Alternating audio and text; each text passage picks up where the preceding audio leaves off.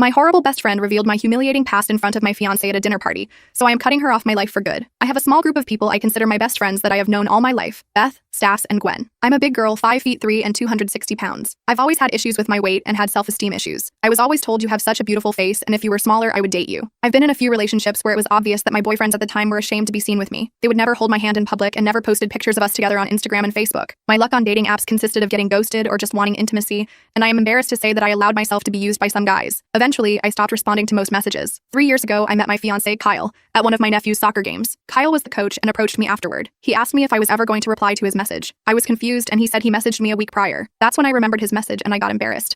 I told him that I had been busy, and he asked me if I had any plans for later that night. I agreed and exchanged numbers with him, even though I felt like he was out of my league. I got it into my head that he was only after intimacy and might have some big girl fetish. We met up for an early dinner at a casual Mexican restaurant, and within 5 minutes I asked him, "Are you just looking for a hookup because you have a thing for fat girls?" He shook his head and told me he was interested because of things I listed on my profile, like how I liked soccer, my favorite wine, TV shows, and that the photos I posted showed that I liked to travel. Somehow he asked to see me again, and the second date went a lot better. I found out he was a widower who lost his wife and 2-month-old son in a car crash a decade before. My friends and family were thrilled, all except Beth. Beth, when I told her, kept asking me if I was sure about him. She asked if he wasn't just using for intimacy, which had yet to happen. Then it was, well, he probably doesn't want to have intimacy with you. When I mentioned that he held my hand in public and would pull me just a bit closer to him when we would go out for drinks when guys would walk towards us, she said he was controlling. Eventually, Kyle met my 3 best friends, and they all liked him immediately. Beth said he was a keeper, contrary to what she was saying before. Anyway, since Kyle has come into my life, he has shown me nothing but love, affection, grace, and kindness. He has also helped me start to get past my insecurities. A few days ago, we hosted a dinner with Beth, Stas, Gwen, and her husband. Kyle and Gwen's husband Mike had become friends, and they did all the cooking and cleanup.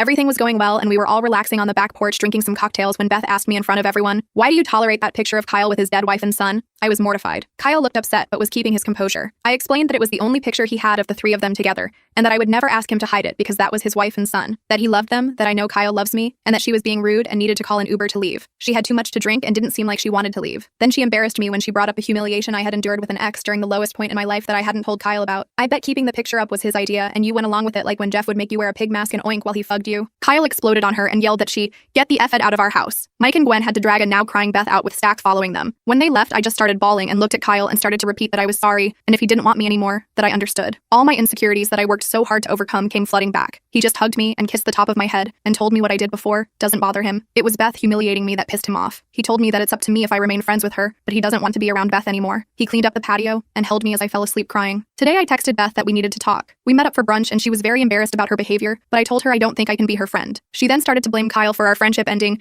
and that he was fugged in the head for making you look at his dead wife and kid. Don't throw away our friendship over him. I got up and paid for my food and left. Update. I just got a text from Gwen who told me that